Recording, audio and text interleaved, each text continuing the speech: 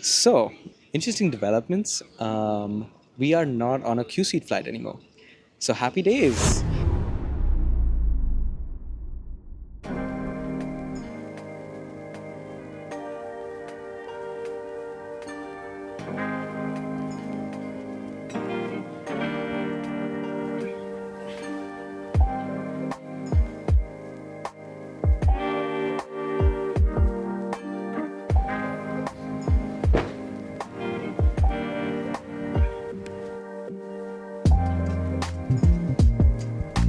Hey guys, welcome back to the CreditVerse channel.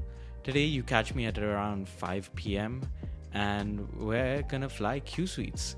I think this is going to be a great comparison back to back, as we just flew Emirates business class on their A380 into Dubai just a couple of weeks ago, and I think it's time to really put Qatar Airways' best product in the form of the Q suite against Emirates' best product, at least in business class, on the refurbished A380. And although it is just 5 p.m. right now and our flight doesn't leave until tomorrow morning, we do have to catch a connecting flight as Alyan's coming in from Muscat and I'm coming in from Dubai. So with that said, we don't have a bunch of time and let's get on with the video.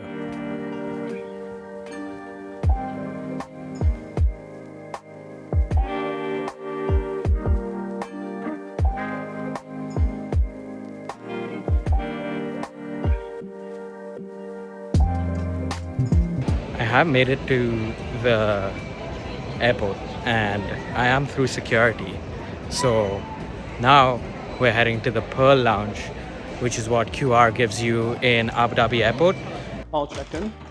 Got my first boarding pass, actually says first class on it, which is pretty sick. A real first class, not like a, American first class. Those don't really count. Now, security time.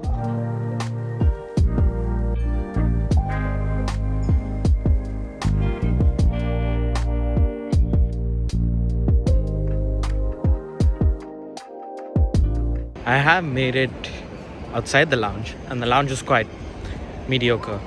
I mean, not gonna judge QR by this lounge because it's not their hub and Abu Dhabi isn't a big hub for them either way. But yeah, lounge is fine. I ate some food. It was quite busy. It's also a priority pass lounge, which kind of made it busy. But heading to the gate now and we will be boarding our flight to Qatar.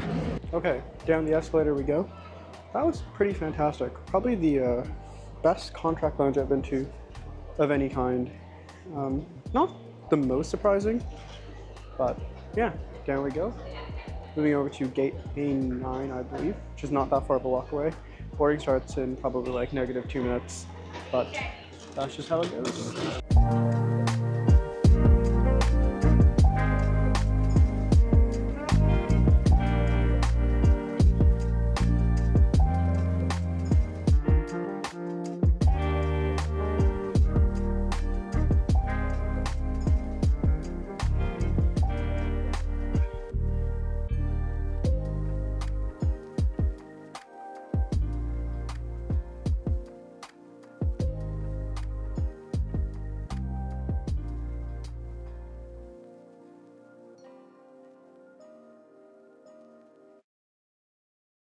So the flight landed.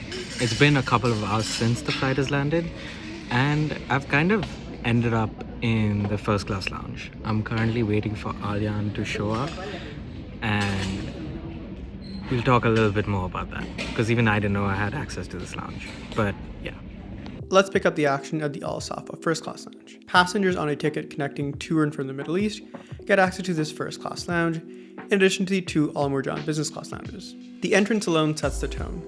Towering sandstone walls, softly illuminated water features, and a level of minimalism that feels more like an art museum than an airport lounge. Entry to Al Safwa is strictly limited. You either need to be connecting on or flying on a Qatar Airways first class flight. Or if you're a business class passenger, you can buy your way in, though at about $165 per person, it's not exactly pocket change. But for what this lounge offers, some may argue it's worth every penny. Just as you walk through, there's a desk where a few attendants are always around to answer any questions you may have, reprint boarding passes, etc. Next to which there's of course the luggage room, where you can stow away your belongings so you don't have to lug them around this massive lounge. Most business class lounges have something of the sort, but it's still nice to point it out. Seating is abundant, with plush armchairs and private nooks designed for relaxation, and unlike some lounges where you're scrambling to find a seat, Here it feels like there's more space than people because, well, there usually is. Even during peak times, it's pretty easy to find a seat, which of course is how it really should be. Now let's talk about the real highlight, the food. The dining on here is full-on dining. You're seated at a table, handed a menu, and treated to a multi-course experience that wouldn't feel out of place at a 5-star hotel. From Qatari specialties to international cuisines, everything here is exquisitely plated. We were both a little bit full from our previous flights, but chose to try some sushi and dessert. The sushi was pretty good. I will say my expectations were truly astronomical, so I don't think it lived up to the hype, but the dessert, oh, let me tell you about it. The lava cake with vanilla ice cream was one of the most delectable desserts I've had in my entire life. And even though my pairing with a glass of mango juice and Qatar's signature lemon mint will make my sommelier friends curl up in a ball, all three were absolutely incredible. In addition to the New York cheesecake. I absolutely demolished my dessert, even though I could have sworn I was full to the brim. I definitely do wish I would have been a little bit less full and perhaps gotten the chance to try more of the a la carte menu to give you guys a more holistic review, but perhaps I'll have to wait until next time I fly Qatar first. If you're someone who likes to stay entertained beyond food and drink, Safwa has you covered with his dedicated games room. Tucked away in the lounge, this space features a selection of gaming consoles, including a PlayStation and Xbox, complete with a solid library of games. My favorite feature is by far the F1 simulator. You do have to go and ask a lounge attendant to help you get it set up, but it's a ton of fun and a really easy way to kill an hour in the lounge, or perhaps 5. Prefer something a little bit more cinematic? Enter the screening room, a private mini theater with cushy chairs to kick back and watch the news or your favorite movie. Unless it's on Netflix, because that wasn't working today. And for those with longer layovers, Safwa does kick things up a notch with private sleep rooms. These are effectively mini hotel rooms, complete with a proper bed, ensuite bathroom, and a shower, all of course with deep teak amenities. There are variants with 2 beds that are of course a tad larger, but those were all booked up at the time we were there, so we instead opted for a set of single rooms. If you don't get a nap room but still want to take a shower, you can do so by requesting a shower suite in the spa. We also wanted to make a quick trek to the Al Marjan Garden Lounge, Qatar Airways' latest addition to its already impressive lounge lineup, spanning an entire floor overlooking the airport's indoor tropical garden. The design is sleek and modern with plenty of open space, stylish seating, and a relaxed atmosphere. Unlike the original Al Marjan Lounge, which is of course still operating, this one feels noticeably quieter, making it an ideal spot for unwinding before your flight. The dining options are solid, offering a mix of buffet selections and a la carte dishes, all served in an elegant dining area. The bar is well stocked with premium drinks, including an excellent selection of wines and spirits. For those needing rest, there are some dedicated quiet rooms with loungers. If you do want to freshen up, the showers are clean and well equipped. While there's no private sleep rooms like Al Safwa, it still offers a comfortable space for longer layovers. Speaking of which, back to Al Safwa for the night. We'll see you all in the morning. Passengers for Qatar Airways flight 203 to Athens are kindly That's not requested us. to proceed to the gate for immediate boarding. Morning. We've made it.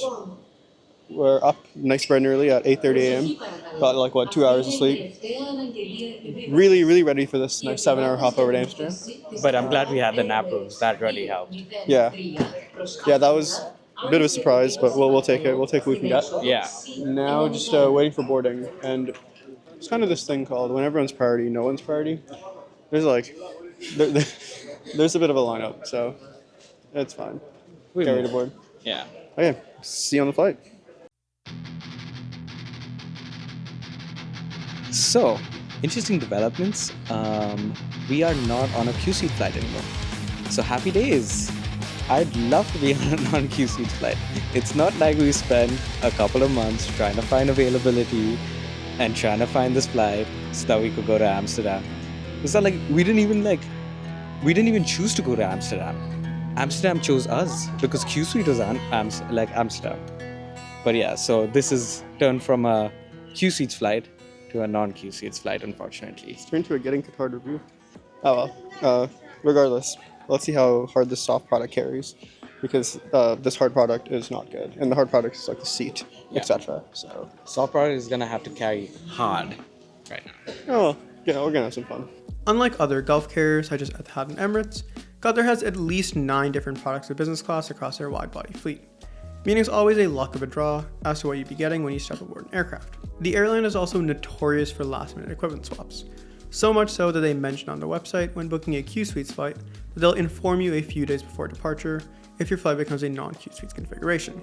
I'm going to save you from a rant about the 777X program and how it really ruined all of Qatar's plans, so I'm just instead going to hop in by telling you guys that this airframe is equipped with 42 of these business class seats, in a 2-2 configuration divided up into 2 cabins, with 24 in the front cabin and 18 in the slightly smaller mini cabin. All seats are the same distance apart from each other, and unlike with some other business class products, the bulkheads don't get much additional space, so you're free to choose whatever seat you like, as they're all pretty much equal. Ion and I initially got separated, but managed to end up in seats 7J and 7K. Qatar is one of the few that still operate this product on board, so let's dive into the seat itself. This might be a bit shorter of a seat tour. Of course, there's the IFE screen, which we'll go over in detail later on, below which there's some storage space for your belongings. Plenty can fit down there with a 14-inch laptop easily slipping in next to where there's the blanket. There's storage aplenty here, as you get a cubby for your smaller belongings on the side of your seat, a countertop to hold your drinks, as well as another small cubby accessible by pressing this button, which houses a water bottle and even more storage space. I do think that Qatar has put in a bit of effort to make these seats relatively acceptable compared to some of their Q Suite products, as the seats are really quite wide, and I do quite dig the purple color palette as well. With that, it was time for takeoff. I'll see you guys in the air.